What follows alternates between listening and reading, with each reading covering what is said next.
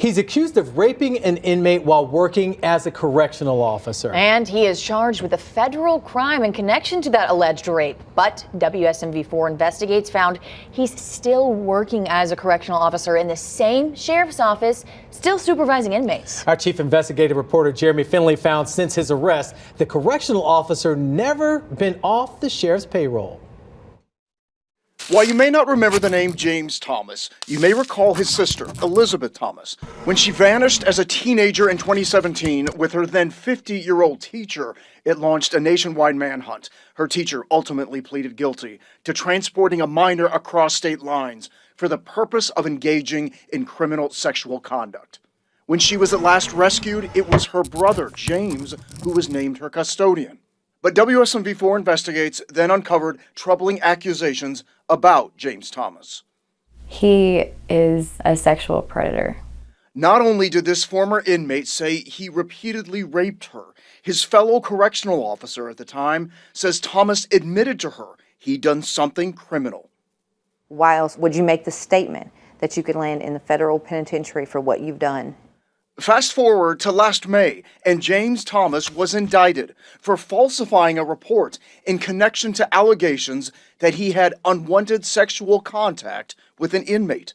But Thomas's personnel file, obtained by WSMV4 Investigates, shows he still works as a correctional officer at the Murray County Sheriff's Office. I think that makes it even worse. Verna Wyatt is a victim's advocate. I think it might send the message anything goes. And that's not the message that you want sent. The zero tolerance, that's what you want. This is a man who faces an incredibly serious federal charge, and yet he remains on your payroll.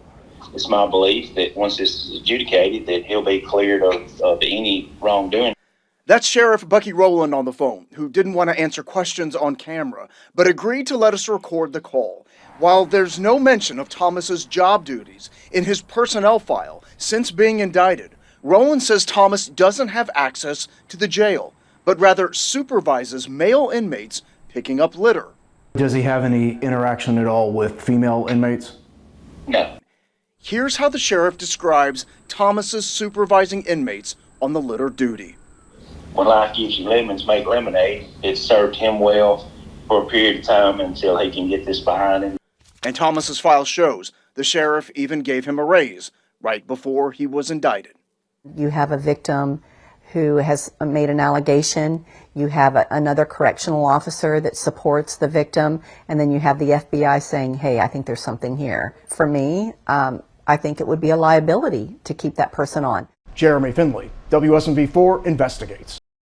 What began as a WSMV4 investigation 5 years ago has tonight resulted in a Murray County man found guilty of a federal criminal charge. Let's go to our chief investigative reporter, Jeremy Finley. This is quite an ending to a long, long story. Yes, it is, Lauren. 5 years ago, we first uncovered that correctional officer James Thomas was accused of repeatedly raping a female inmate in the Murray County Jail, something neither Thomas's attorney nor the sheriff himself believed happened. After our reporting, Thomas was then indicted on a charge of falsifying a report in the attempt to hinder the investigation into the reported rape of Carissa Christ. Christ spoke with WSMV4 Investigates, detailing the sexual assaults.